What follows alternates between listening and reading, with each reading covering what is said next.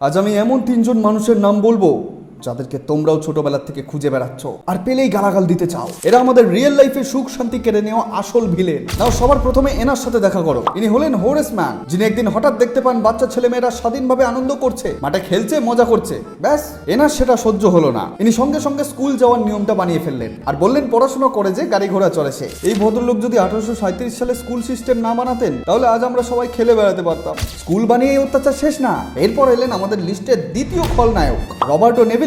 স্কুলের পর বাচ্চারা যখন একটু শান্তিতে বিকেলবেলা বাড়িতে বসে কার্টুন দেখবে, ঘুমাবে, সেটা আটকানোর জন্য ইনি আবিষ্কার করলেন হোমওয়ার্ক। 1905 সালে নিজে স্টুডেন্টদের শাস্তি দেওয়ার জন্য ইনি হোমওয়ার্ক দেওয়া শুরু করেছিলেন। না ভাবো একবার, একজনের রাগ মেটানোর জন্য আজ 100 বছর ধরে কোটি কোটি বাচ্চা রাতে না ঘুমিয়ে খাতা ভর্তি করে যাচ্ছে। রবার্টো বাবু, আপনি যেখানেই থাকেন না কেন, ছাত্র সমাজের অভিশাপ আপনার পিছু ছাড়বে না।